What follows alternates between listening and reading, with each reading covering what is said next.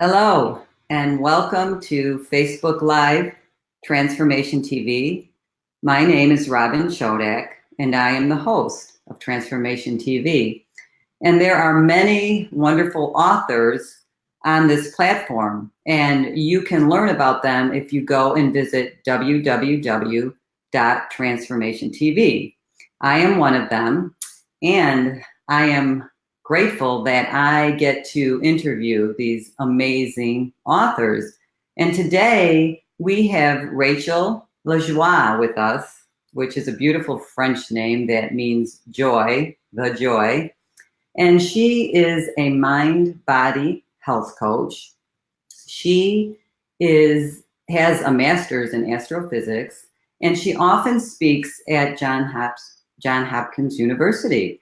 And Rachel is the author of Change Your Life, Lose Weight. And I think that this is a very good subject, especially in the US, because we know that there is a high obesity level in our country. And not only that, on the other end of the spectrum, we have bulimia, anorexia.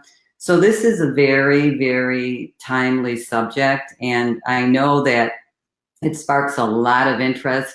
I have my friends that are going to be joining us today and want to hear the knowledge that Rachel's going to bring us. So with that, I am going to bring Rachel on. 1 second. Here we go. Hi, Rachel. Hi, Robin. Thank you for having me. Oh, welcome. We're just thrilled to have you because, like I said, this is a topic that I think we could use a lot of discussion and education about. I think it's about education and really understanding things more that could really change our life, right? Absolutely. Understanding things more and also kind of forgiving ourselves, because a lot of times when it comes to food and our weight, we're beating ourselves up, which is sort of propagating the issue. So just kind of looking at it, learning about it, coming at it from a perspective of curiosity and loving ourselves and the fact that we're struggling, and becoming sort of a student of what's happening in ourselves and our body. Because obviously in my book, I talk about this, but we're needing that food for a reason and it's serving a purpose. So, just figuring out what that reason is and what we can do instead to help ourselves, because we're needing it for a reason. Sure. And what I love about every teacher so far that I have interviewed is that you, myself, we have arrived at this place in our lives because of our own personal experience, right? Oh, absolutely. Yeah. And Can you tell us a little bit about yours?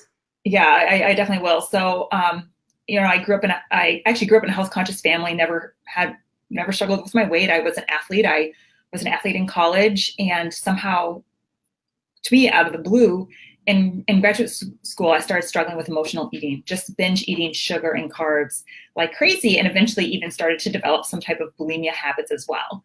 And I was really struggling. And I was a person with a lot of motivation, a lot of willpower, and I couldn't eat well for the life of me. I couldn't behave and eat the way I thought I should for the life of me. And it actually took me a long time. It took me over a year of struggling with that. I know people are struggling with that way longer than I was before I realized, hey, I have a ton of willpower. I am a really on top of it person. I actually know how to eat healthy.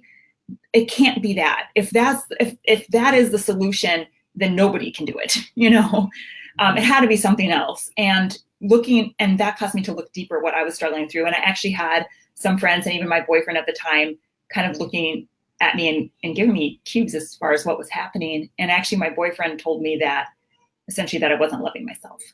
And I needed to love myself first.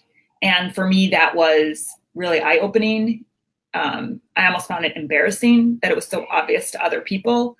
And I realized that, in fact, he was absolutely correct. I had been a huge overachiever, and all my running in college, my double major in college, 4 undergraduate internships, that was how I was developing my self-worth. It was based completely on that.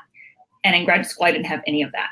And so that was my internal struggle. And that's how I kind of started on this healing process with a lot of mentors. And I share, what has worked for me and what I have learned in the process and what I've learned working with clients in my book, as far as the whole method. Mm-hmm. It's interesting, Rachel, because in many of our minds, when we think of overachievers, like you said you were, mm-hmm. they are the ones that usually seem to always achieve or always attain everything. And they seem that they would be fit and wouldn't have those issues. It's almost opposite of what we would think. Okay, they're an overachiever, and that's why, they can look the way they look and act the way they act and do what they do. But what you're telling us is that's just, it's not true. It's because you're not loving yourself. The overachieving oftentimes, like as extreme as what was happening with me, can oftentimes just be a cover-up. I needed that outside validation because it wasn't coming from inside me. I wasn't just being me, just knowing I was awesome just because I'm me, and actually also what I like, one of the things I've learned and have been able to practice myself and share with other people is knowing to recognize our self-worth because of our soul gifts and attributes. So that's like, oh, you're so courageous, or you're so wise, or every single time I hang out with you, it's so much fun, or you're so caring. These are our soul gifts and attributes, and what really is behind our self-worth. And a lot of overachievers, we put it on instead, we think it's our achievements, and it actually has nothing to do with that. It has nothing to do with anything outside of ourselves. So yeah, absolutely. I struggled. I think that's also being an overachiever. I think that's also why I took the struggling with my weight so hard, because it just was unacceptable to me. To me, it was absolutely unacceptable. Sure. And how did you realize that? When did you realize that you really had a problem with it? Were you eating because of pain? Or I know a lot of people use food because they're in pain. And like, when did you realize that it was a problem? Were you getting sick? How would someone know that they have that problem? So if you have it, the emotional eating is, like what I had, you would know, because it's one thing to eat until you're stuffed. It's another thing, you check out, you are in pain. You feel terrible afterwards. You're so full. You feel disgusting in your body. You feel disgusted with yourself. And, the one time that I was like, okay, this is serious, is because one time I ate so much food. It was a ton of cookies. I felt so gross. And one of the ways I was like managing my weight, like hanging on for dear life, was running. I was still running. And so I went for a run afterwards, but way too soon with a full stomach. I felt so sick. I made myself puke so that I could make it back home. I was kind of like, I can't make it home. I have to puke. Otherwise, I can't run back the 5 miles I just ran. Puked and went home. And after that, kind of developed that type of bulimia behavior. And that's when I kind of was like, okay, I have to do something. Sure. But I don't think it has to get that far for you to realize that this is a problem. I think you just know you're eating too much. You feel terrible afterwards. You feel terrible about yourself afterwards, and you feel terrible in your body. Right. Well, and that's a great point, because that's what you don't want people to get to that point. Absolutely not. You don't want them to, become bulimic or just get really sick. People don't realize that you can die from these diseases, Oh, it is terrible for physically, what the havoc it wreaks on your body is terrible, but, and even beyond that, just emotionally, what it does to you. Yeah. Sure. So the good news is, for anybody watching, they don't have to get to that point, because if they follow your whole 7 method. That's right. Right. And this is what you have learned on your journey. This is what brought you out of that dark place into this way of eating healthy, correct? Yeah, it's what brought me out of it. And then even, it's so funny, like how much I've learned even since then. There's things I've learned in my training to be a health coach. And at that point, I thought I was completely cured. But there were things I learned in my training that made me realize, had I known that back when I was struggling, I could have cut that journey so much shorter. So some of it is the stuff that I use to heal my own self, but some of it is also things that I've learned being able to look back with what I know now that would have helped me for sure. Sure. Well, that's interesting. That's kind of how life is, right? We continually learn. And that's what I love about, all the teachers on Transformation TV, because we think we might know something, but then you listen to someone and it's like, wow, it just resonates and it clicks, and I know that there's people watching, a lot of my friends and family, they're watching, and people struggle with weight. It's just a thing, right? Yeah. But, I don't know. And you know what? It's not only like the obesity, because when I was grieving and I had my issues, I stopped eating. Okay. So that's a bad thing too. That's So right. I had to get to the place where I realized I just love food, and I'm going to, I'm going to enjoy it and do what you talk about, the mindful eating. So maybe we can talk about that a little bit.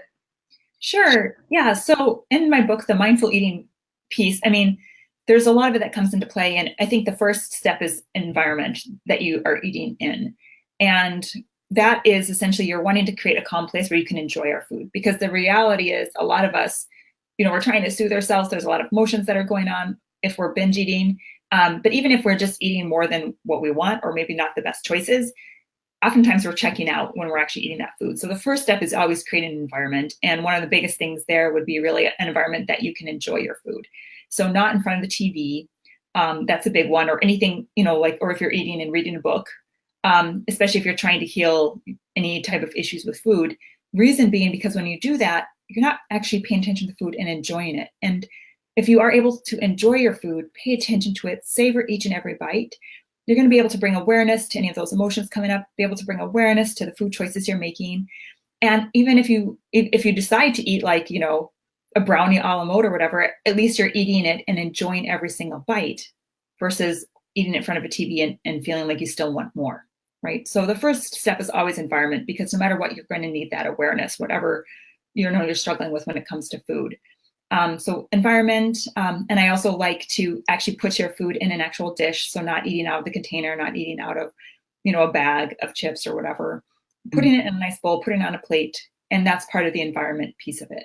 Sure. Yeah, I did like what you said. I was watching your free segment, and if anybody hasn't watched Rachel's free segment on Transformation TV, you should definitely watch it. It's very good. And I liked when you talked about putting them on real pretty little plates or something. And that really resonated with me, because that's what I love to do. When I have dinner parties, or even just for myself, all of my dishes, they're so beautiful. They're so pretty to look at. Right. And isn't that part of it? Because people eat so quickly on paper plates or whatever, right? Huge part of it. And then you also see, like, I have these cute little bowls. They're tiny. They're like, this big. And that's perfect for when you're wanting like, like ice cream, right? Mm-hmm. It's a perfect size for something like that, but they're beautiful. So I still want to use them, and I don't want to go for the big bowls. You're enjoying using the tiny bowl. You're enjoying having the little ice cream in there and going and sitting down and eating it. And same thing for when you take cookies and you put it on a plate, oftentimes like 2 cookies, if you eat it out of the bag, doesn't seem like a lot and you end up eating a lot more. But when you put it on the plate, your eyes are visually able to see, oh, that's 2 cookies. That's actually a decent amount. And then you can go and sit down and enjoy it. Sure. Well, it sounds like it's a good little trick to give to someone. And I like that analogy about the ice cream, because if you have the whole container, you're going to probably just eat that whole thing. But if you put it in a little bowl and it fills up that little bowl, it doesn't look like deprivation, right? Yeah. And it looks beautiful and like a good treat. And, and you can see with your eyes that it's a good size, versus when you eat out of the container, you can't tell until it's too late. Oh, you ate half of that, Right. So when you work with your clients, that's one of the things you kind of lead them through, help them with that? Yeah. And I feel like that's a step that a lot of my clients don't necessarily believe me on at first until they try it. And once they try it, they realize, oh no, it makes a big difference. So, putting the cookies on the plate, I had a client tell me, she's done, she's feeling better, she's at her ideal weight, she's been maintaining for a while, and she still does it. because she knows how important it is and how much better it makes her feel when she eats her food and the amount that she's able to enjoy her food. So, even if you kind of feel skeptical or you're like, oh, I'll skip that step, I would encourage you to at least try it, because I think if you do it at least once, you're going to notice that actually, no, it makes a difference. Well, yes. We're kind of, what we're really doing is training our brains, right? That's right. Reframing our brains. And so with your method, can we just, we probably won't be able to get through all of the steps, but you want to just start in the beginning and see how far we get and just talk about a few of them, just because Sure. I want our viewers to understand that, yay, this is attainable. I mean, you can change your life once you start to eat right. That's the truth, right? That's right. Yeah. You're going to feel so much better. It's one of those things where it's like you get the reward as you go along. It feels better. It helps you do it again and more and take the next step. So it's definitely a journey that once you get the ball rolling, get started and follow some of these steps, you're going to feel the benefits. So I could definitely start with the whole 7 method. Okay. So there are 7 steps, and you could do them in any order. So if one of these doesn't really resonate with you and you want to start someplace else, that's totally fine. You don't have to do them in order. But number 1 is words, and that's speak kindly about yourself. And the reason I put that in there is because it's all about self-love. And oftentimes our words really are kind of a mirror for how we're feeling about ourselves. And we're wanting to show ourselves love and respect in the way we talk about ourselves and the way we treat ourselves. And that's a big theme throughout the whole book, which is I call using love as a verb. So we're loving ourselves by taking actions that show our love for ourselves. Okay, so like speaking kindly about ourselves, taking care of ourselves. So the word piece is really, instead of saying things like, oh, I can never remember, or, oh, I'm always so stupid. What was that again? Or saying things like, I can never, anything like that where you're showing doubt for yourself or kind of humbling yourself. I would say that type of language needs to go. And instead we need to add positive language about ourselves, like just showing confidence in the way we feel. So for example, and it could just be the way that you talk to yourself. You don't have to tell all your friends how amazing you are, although you could. So it's things like, I always know how to organize my home. I'm so great at organizing. Instead of focusing on some of the things that are not your strengths, really focusing on the positive things that you do and about yourself. And one of the examples I give is that I was at a friend's house and we were playing karaoke or garage band, which, at some point somebody has to sing a song. And one of the ladies there refused to sing a song where the lyrics said, I'm a freak, I'm a weirdo, I don't belong here. Essentially singing she's a loser. When those lyrics came up, she refused to sing that song. And I was like, oh, I'll sing that song. Like, who cares, And it was only afterwards that I realized by her refusing to say those words about herself, she was actually showing herself self-love. And that was a place I wasn't there yet in my life. And so when I saw what she had done, it made me realize that that's exactly what I needed to do for myself. And again, that's now what I'm having my clients do, is to not say those things about ourselves. Yeah, absolutely. Rachel, that could be a whole topic. We could talk for an hour on that, because that's self-talk. And that is so important to begin to teach our youth that when they're very young. That's right. It's just so very important. And I have the same message as well. But I love, what you say about that, especially related to food. So when someone, overeats or, maybe did for some reason, fell back, ate that bag of cookies, they shouldn't beat themselves up, right? Or say negative things about themselves. Yeah. So, something like, I can never eat healthy for the life of me, something like that. I would try to say something more like, I know what food is healthy. I know how to choose healthy foods, because chances are you probably do. If you're in this world and you watch any type of TV or you've seen a magazine, you probably know that maybe, salad is healthier than a cookie, right? So you can start saying positive things about your knowledge of food and your knowledge of how to eat, and even your ability of doing so. So for example, you might be like, I hate healthy food. You might say something like that about yourself. well, really, can you think of one thing that's healthy that you don't hate? You know, and then at least you are starting somewhere.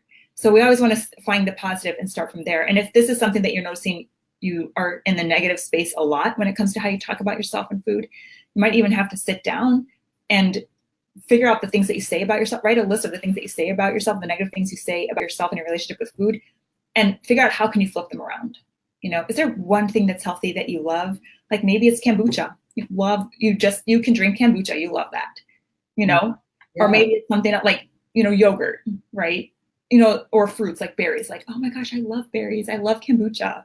Can you start with that? So definitely we want to flip that language around with food. Sure. And, I think a lot of times what you help your clients do, and I know it's the same for me too, it's you bring awareness. See, they don't even know that they're doing that. They don't even know that they have that negative self-talk in their head about the food, right? That's They don't right. even know it. So you help them, you're bringing it to the forefront, and now they're starting to think about what their thoughts are about the food. So that's the first step. That seems to me the first step, but I like what you said earlier, that within your 7 steps, you don't have to do them in order. So that's pretty liberating as well. Yeah. Yeah. So all right. So that's a great one. Let's see if we can get to another one. Yeah. So the words environment, and we already talked about environment, so I'm going to let that one go. And then I think another one would be, I think another really important one is boundaries. Actually, I think this is a hard one, but I think it's so darn important. And I think it also takes the most courage. And before I chat a little bit more about boundaries, I also talk about honoring your emotions, being present in the moment. And that's all about creating that awareness, right, of the thoughts and the emotions that are happening in the moment. So I do talk about presence. And then we also talk about ultimate self-love, which is bringing awareness and love even to those parts of yourself that you really don't like. So I talk about that in the book, but I mean, for the purposes of time, I'll talk a little bit more about boundaries. So the reason I think the boundaries are so important is because this is usually where that pain, the cause of that pain, and the cause of us not putting ourselves first and us not loving ourselves, is by not setting proper boundaries. And when we don't set boundaries with our time, with our money, with what we're willing, what we say yes to and what we say no to, we end up actually overextending ourselves and sending the message to the world and to ourselves that we're less worthy than these other people that we're putting first. They are more worthy than us because we're putting them first, and we're overgiving and sacrificing.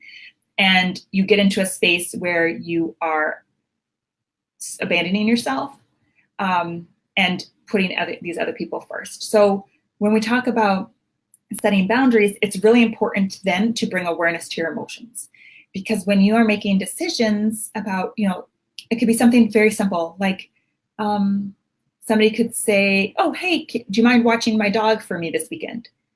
All right. Now, when you hear that question, you can pay attention, bring awareness to your emotions. If you're like, oh my gosh, I would love to watch your dog. I love that dog. Oh, I get puppy cuddles this weekend. Oh, by all means, say yes.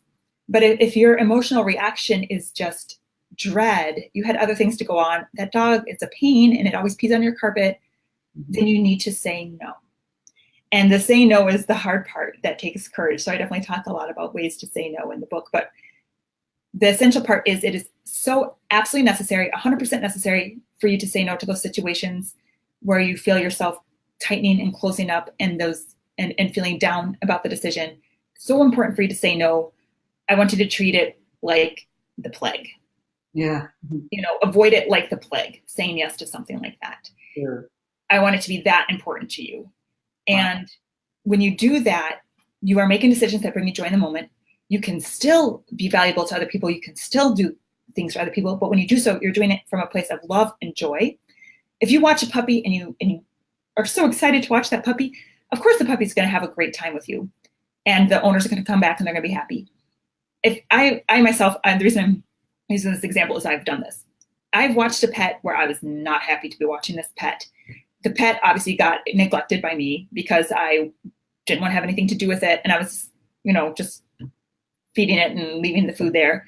And when the owners came home, they knew that because the pet was so excited to see them and would not say goodbye to me or, want anything to do with me, and the owners kind of saw that the pet needed them there and I hadn't done a good job. So when we say yes to things where we're going to be overextending ourselves, we think we're doing somebody else a favor. We're actually not. We're not doing ourselves a favor. We're not doing the dog a favor. We're not doing the other people a favor. Yeah. Same thing for anything, hosting a friend's baby shower. Are you going to do the best job if you're just trying to get it done and grind through it? Anything like that. So really setting those boundaries, and that's the most important step you can do to create a life that you love, create a life where you're constantly sending a message to yourself and other people that you're putting yourself first. You are number one in your life, and that's important to send that message to others as well, because the message you send to others is how they treat you. But most importantly is sending that message to yourself that you are that worthy. You are number one in your life, and you got you. Sure, absolutely. And when you were speaking, I was thinking about, when I grew up, and I don't know if, for you, but I know for a lot of my friends, I don't know if it was the generation, but our parents always told us, you have to eat everything on your plate. Can't go outside and play until you finish all the food on your plate. So, you grow up with this idea that you have to finish all your food. And it reminds me of boundaries, because it's like, wait a minute, I'm full. Why do I have to finish this food? I don't want to finish it. I'm full. So, it's about setting boundaries, like you said. And in addition to that, when you're in charge of your own household, you can make your plate and you can put less food on it, so you can control how much food you want to put on your plate, and you can control what you're feeding yourself. But when you're at someone else's house, or at a dinner party or whatever it is, you still have to have those boundaries. Like you said, like, oh, I can't eat that, or I don't want to eat that, or I'm full, I'm done. Right. Yeah. People feel bad. Like, say somebody gave me a huge, like coffee canister of this chai tea latte powder mix that of course is like uber sweet, or maybe like a huge bag of M&Ms or something like that, where they give it to you and in your stomach, you're like, I wish you hadn't given me that. Hey, you don't have to feel like you have to, thank them because it's the intention that counts. You can thank your friend, but use that for joy for other people who are going to actually enjoy it, or your kids' friends party, or whatever the case may be. I mean, don't feel like you have to have that, or if somebody brings, I had one client that people are always bringing food to work, and they just felt so bad they don't actually want it. It's one thing if you are like, oh, I want to try that, but they didn't actually want the food, but they felt bad saying no. This is one of those perfect examples of setting boundaries of what you want to eat and how much goes on your plate, or at a restaurant, not feeling bad if you're going to ask for a doggy bag, Sure. No, it makes a lot of sense. And, as a coach myself, I was coaching one woman, and we got down to a problem where it was dealing with her weight, and she began to make healthy choices. And so what happened is she started to bring salads to work, but then her coworkers, another one who kind of, how people like to stick together, like they would always eat the donuts and the junk food and everything that came in. Mm-hmm. Her coworker would be upset that she said to her, this was her remark, oh, so you're going to eat a salad again today? Right. Like putting her down, making her feel bad or weird or like not fun. Like, oh, she's not a fun person anymore. She only wants to eat a salad. Exactly. But you know what? She broke through it. This client broke through it because she knew, like you said, exactly. She was creating boundaries and she was making healthy choices, because it's exactly what you said. She's on that journey of self-love, because that's where it has to start, right? It does. And the other thing is, like, you might get that reaction from some people, but in the end, they might think of what you're doing and end up doing it themselves, Right. So you can be a positive influence on someone. Absolutely. Versus somebody who is, where you're almost like, helping that person continue on that path. Now you've left that path and you're starting to go somewhere else. And that person can help that person bring awareness to where they are and if they want to continue. And it's up, and anyway, what that other person's doing is not your concern actually, but your concern is yourself, right? Mm-hmm. So Rachel, there's so many diets out there and so many food programs, and people just want a quick fix all the time, right? Right. But if they follow your 7 steps, I mean, they can get to their ideal weight, right? They can get to their ideal weight. So, a lot of it is bringing awareness, creating that environment, making decisions that make you feel good in the moment. So, for example, let's step away from food, and I'm going to give an analogy with running. Oftentimes, sometimes I feel like running, I go out the door and running is easy. But most of the time, I do not feel like running. But what happens is I know that once I run, I'll feel so good and so glad that I run that I still manage to get out the door. And that's how I want people to make decisions about food. Sometimes they're going to feel like eating a salad and the decision's easy. But maybe especially at the beginning, most of the time, it's not like that. Most of the time, you are making the decision because you know it's going to make you feel good.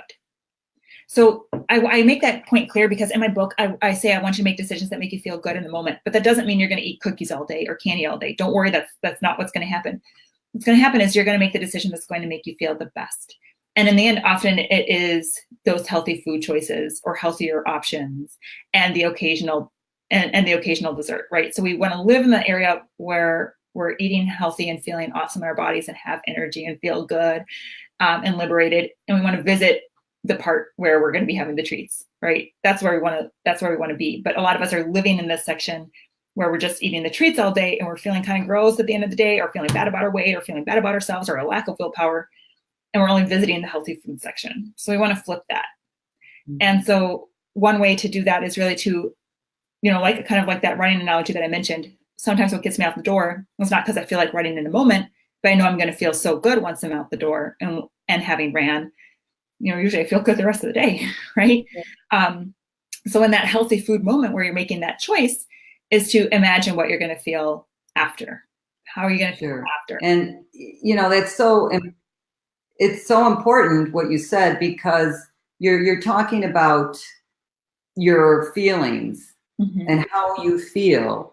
So after a while, when you have begun to make healthy food choices, your body is feeling good and you pay attention to that. So when you do eat something that's not healthy for you, your body reacts. And I'm speaking from experience because, like I said, I love good food, and I have a friend who is a gourmet cook, and we go to these dinner parties, and I try to eat just about a little bit of everything. And then, you're pairing it with the wine, and it's kind of overload on my body. And you know what?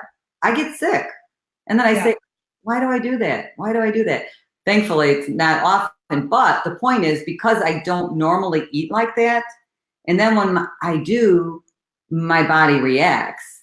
And so when a person begins to eat healthy, and then they start eating those cookies, they maybe want those cookies less, right? Or is that that's the way our physiology is, right? Absolutely. That's the way our body chemistry will actually work. So really the point of what you're saying and what you're telling us is, and it's absolutely true, is at first it might be hard, but after a while it's going to be easier and easier, because the healthy food is going to taste better and better and better to you. And then unhealthy food is going to taste worse and worse and worse to you. Okay. And you are actually going to get where your reaction afterwards, after eating healthy food, is going to be even more positive, and your reaction of how you feel after eating bad food is going to be even worse. So the path becomes definitely easier. And initially, one of the things that can help to bring that awareness of how you feel after you eat is a food mood journal. So I love the food mood journal because you can use it for lots of different things, but for this purpose, you can write down, what you ate for breakfast, lunch. You don't have to go into details, but just enough to have your notes, and then how you felt after. Did you feel good? Did you feel light? Were you like ready to go? Hey, let's go do something. Or were you tired? Like, I feel like I need a nap. I feel bored at work. I don't really want to do anything, paying attention to that, because that's what's going to build that awareness and help you make those decisions that are essentially going to help you start to choose the healthier option more and more and more. Sure, that's such good advice. And that's what oftentimes people that have allergies need to do. The doctors have to determine why they have, whatever they have going on in their body. And oftentimes it's from the food. Yeah. And the person can't figure it out until they start to do a journal. And like, oh, wow, I have, I've been drinking milkshakes for the last week. No wonder I have lactose intolerance, right? Right. So, gas, bloating, acne, migraines. I mean, a lot of stuff like this, like just paying attention. So somebody might start the food mood journal just because of weight loss, but in the process realize like, oh, so that's what's causing my headaches. Oh, so that's what's causing my 3 p.m. crashes, energy crashes where I don't feel like doing anything and I get bored at work, Absolutely. Sure. This is so awesome, Rachel, because this is more, that's why I love your title, because it's more, you are changing your life. It's more about just, you don't think of it. It's not a diet. It's a lifestyle. Yeah, absolutely. It's a huge lifestyle, and you are changing your life in so many different ways. And I say all the time, like on my website, on my, on Facebook, on my book, to create a life you love. And the reason you're going to, in the process of following these 7 steps, you're going to create a life you love.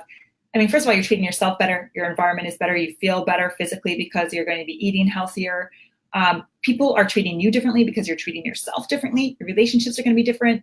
Since you're setting the boundaries and saying yes to projects that sound exciting and saying no to other things, you're going to enjoy your career more. So your relationships are better. Your career gets better. Physically, you feel better. Physically, you look better and you have that glow. Or people are like, oh, what did you do? Did you get a haircut? No, you didn't. You didn't get a haircut. You just feel better. So it affects all areas of your life. It's really emotionally, physically, spiritually, and the intersections. Sure. And this is appealing to someone because it's not like a lot of those marketed diets out there. You have to often withdraw from something, like, or you have to, quit eating a certain thing for 7 days, or they make you eat something like for 7 days in a row and just do all these crazy methods, because people, they so much want to be healthy, and they so much want to feel good. And it's your method is what will get them there. They don't need one of these crazy diets. That's right. I mean, this method. So, oftentimes when we go on a diet, what we're wanting, people are wanting to lose weight. Yeah, but why do you want to lose weight? Bottom line is we want to feel good. And so with the whole 7 method, you feel good right away. And then the food and getting healthier in your body, you're reaching your ideal weight sort of comes as almost a byproduct, right? But you're going to feel good right away. That's the end goal anyway. Might as well just head straight for it, Sure.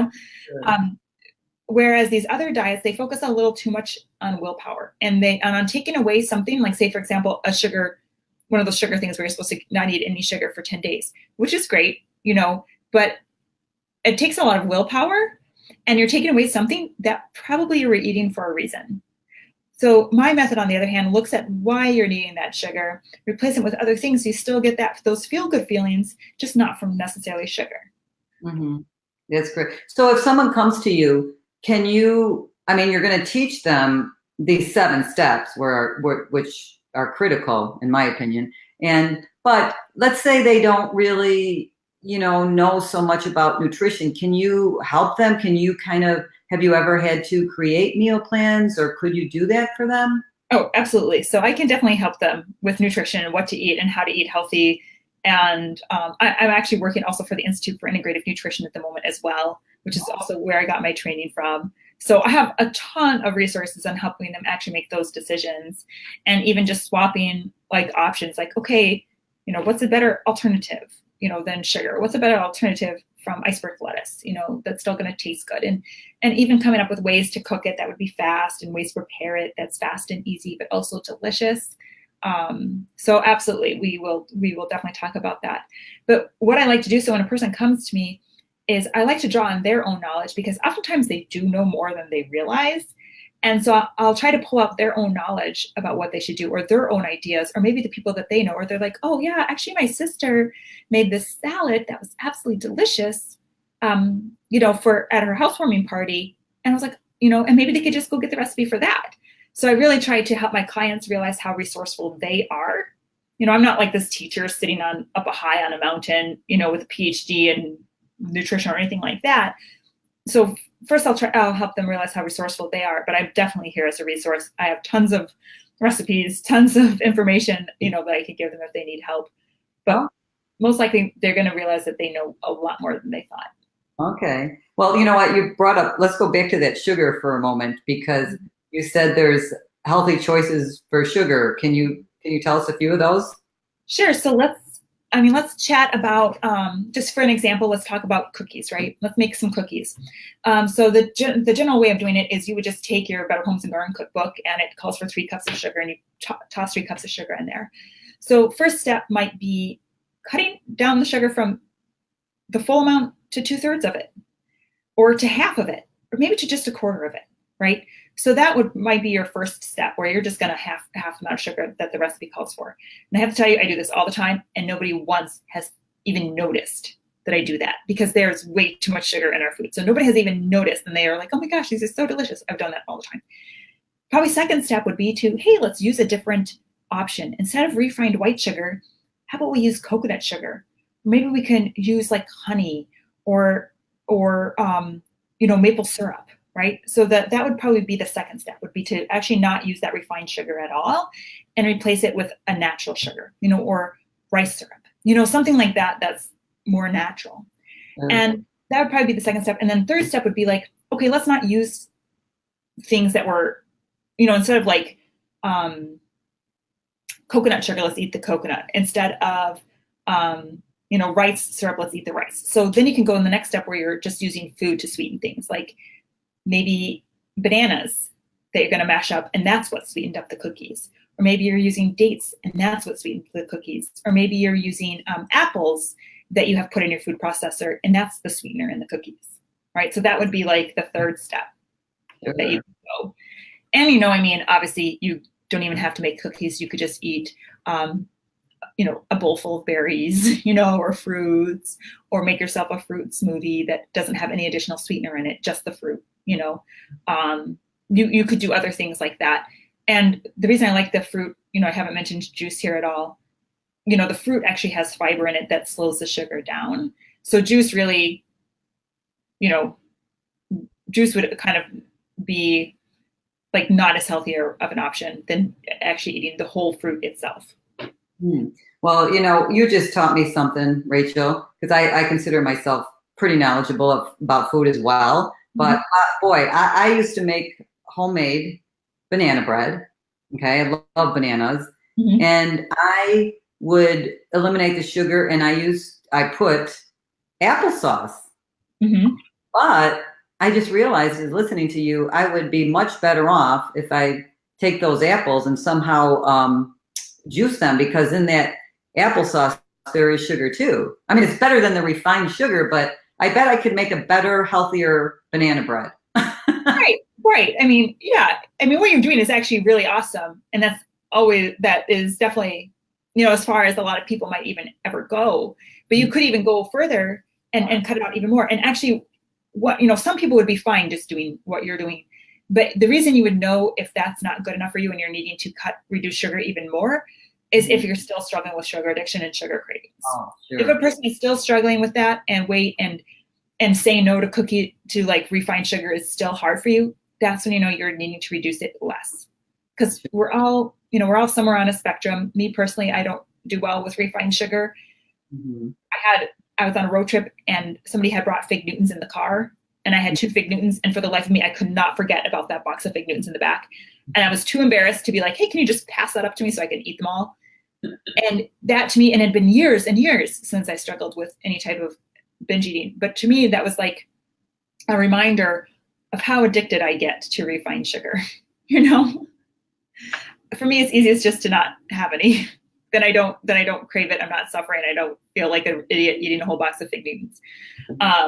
for me, it's easiest, and it's almost like one of those things, like you don't miss something that you don't crave, you know? So the way that you would know that you're needing to reduce it even less, like what you mentioned with the applesauce, to reduce it even less, reduce your sugar even less than that, is if you're still struggling with sugar cravings and eating and choosing healthier options. Wow.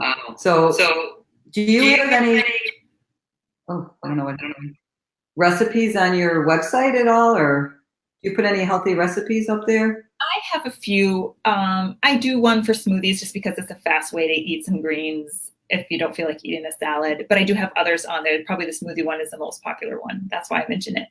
But I do have other recipes. But since I don't typically create recipes myself, what I do is I link to resources and a lot of other recipe sites that I like and recipe books that I like. Sure.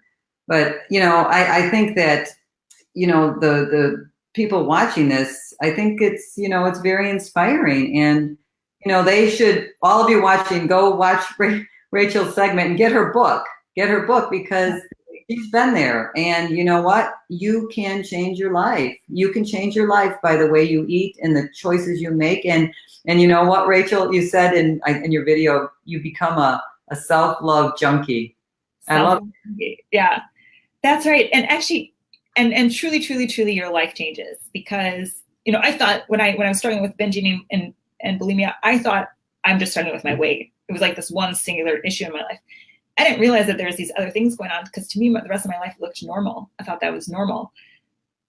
But normal can be all fine and good, but maybe we want something better than that. Maybe we want to feel happier than that. Maybe we want to live, be with our ideal partner, have our ideal career, live in a house that we love with an awesome environment. And, oh yeah, by the way, be the body weight that we want, So this method really talks about all of that, and it's a whole package, and it's the whole person, and it's a lifestyle. Sure. And the other thing is too, and I'm sure you help your clients with that because sometimes people have the wrong expectations about their body weight, right? Yes. And it goes both ways. I have to say though, for women, my clients that come to me and they tell me their ideal weight, oftentimes they could be right on. Their body might not look like what they thought it would look like because in our heads, we're so used to what's in the media, and we think that our body is going to take on a certain shape. We all have individual bodies. We all have individual shapes that are uniquely our own. So you're at your ideal weight. Sometimes you reach that ideal number that you had in your head, and you're like, oh, my body doesn't look like how I thought it would. So how can we bring love to that body, right? That has served you so well, that's been taking you on all these adventures in life. How can we bring love to that one part that we thought would go away that's still there, So I definitely do talk about that, like reframing what is our ideal weight and reframing, and even just acceptance of what we look like, because maybe your weight is, once you reach your ideal weight, it's perfect, but now you don't like your teeth or now you don't like your hair, At some point, we just have to bring acceptance to what we look like and our unique individuality. Sure. Yeah. Oh, I love that, Rachel. I mean, I think that's a beautiful way to end today because it's about acceptance. And I say that too, as I, in my journey through grief, it's acceptance. We have to accept certain things in our life. And, we change the things we can and we accept those that we can't, and I think that's a beautiful message to leave with our viewers. But before we do end, is there anything else that we missed that you'd like to say? We could cover a few more things if there's anything. Well, I think the only thing would be that I do like that acceptance piece because once we come from a place of acceptance and love for ourselves, we actually do treat ourselves differently. And oftentimes we come from the other side, like we hate our body. And so we're trying to go on a diet and whip that body into shape, and then it backfires on us, right? We crash diet, and then we end up binge eating and at a weight even higher than where we started, right? Whereas instead, when we come from a place of acceptance and love for ourselves, we're actually able to just slowly lose that weight, not have to force our body into a weight in, a month, but slowly lose that weight in a way that feels good to us, in a way that's sustainable. And coming from that other direction helps you actually treat your body with self-love without having to use a lot of willpower. So it makes the whole process easier. Yes, yes. And actually, we just have a comment right now. Someone came on, Gina Donaldson, and she says, "Great interview. Love the acceptance message." Absolutely. That's, like I said, that's key. I think that's key in every area of our life. That acceptance message. And Patrick, hi Patrick. He loves it as well, from Transformation TV, and we love you too, Patrick. And Me too. we're glad that we can be here and share this wonderful message. We have many wonderful messages on Transformation TV, but Rachel, we are so glad that you have taken the time to speak with us today about this very important topic. And everyone watching, please go and visit Rachel's free teaching segment, and then you can get all her videos. It's as if you'll be coaching with her, and Rachel can really help you change your life by the way you begin to look at food and everything else. So Rachel, thank you so much, and you have a great day. Thank you, Robin. Thank you for having me. You as well. Okay, bye for now, everyone. See you next time. Bye-bye.